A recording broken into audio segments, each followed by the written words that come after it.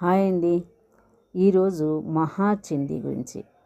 ఈరోజు ఆదివారం 28వ తారీఖు. మహాచండీ అలంకరణలో దేవిని మనం సందర్శించడం జరుగుతుంది. రాక్షస సంహారం కోసం అమ్మవారు అనేక రూపాన్ని దాలుస్తూ దుష్ట శిష్ట రక్షణ చేస్తూ ఉంటారు.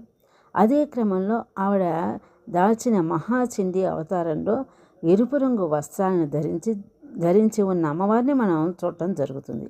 ఎరుపు రంగు పూలు పెడతారు. ఆవిడకి ఇష్టమైన నైవేద్యం కదంబం. ఒక్కొక్క ప్రాంతంలో ఒక్కో రకంగా వారి ఆచార సాంప్రదాయాలకు అనుగుణంగా అమ్మవారిని అలంకరించి దానికి తగ్గ నైవేద్యాన్ని పెట్టడం అనేది జరుగుతూ ఉంటుంది. ఈ అవతార ఆవిర్భావం అసలు ఎలా జరిగింది అంటే, శివుడు ఒకసారి అమ్మవారిని చూసి, పార్వతి, నీవు నిర్మలంగానూ కనిపిస్తావు, ఉగ్రరూపము దాలుస్తావు. అలా కాకుండా నీవు ఒకే రూపంలో సౌందర్యము భయానకం కూడా ఉండాలి అన్నప్పుడు వెంటనే అమ్మవారు అప్పుడే శివుని పక్కన ఉన్నప్పుడే పార్వతి రూపం నుండి ఈ చండీ రూపంగా ఆవిడ చూపించింది. ఎలా అంటే, పార్వతి నిర్మలంగా ప్రశాంతంగా ఉంటూ సింహవాహినిగా ఎరుపు రంగు వస్త్రంతో 8 చేతులతో ఎర్రటి శరీర కాంతితో దర్శనమిచ్చింది. అయితే ఈ మహాచండీదేవి ఒకవైపు ఉగ్రరూపంగా ఉన్నా మరొక వైపు ఎంతో ప్రశాంతంగా కూడి కనిపిస్తూ ఉంది. అదే ఈ చండీ అవతారంలో ఉన్నటువంటి ప్రాశస్త్యం. అందుకే ఈ కలియుగంలో చండీ హోమం చేస్తూ ఉంటారు. ఎందుకంటే దుష్ట సంహారణ జరుగుతుంటుంది, శిష్ట నివారణ జరుగుతూ ఉంటుంది.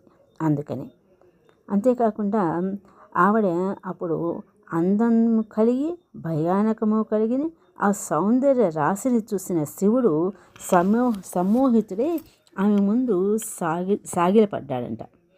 చండీ అతని హృదయం మీద కాలు పెట్టి నిలబడి ఉంటుంది. చండీమూర్తిని ఎక్కడ చూసినా మనం హృదయం మీద కాలు పెట్టి శివుడు ఆమె కాలు కింద ఉన్న రూపాన్నే మనం చూస్తూ ఉంటాం.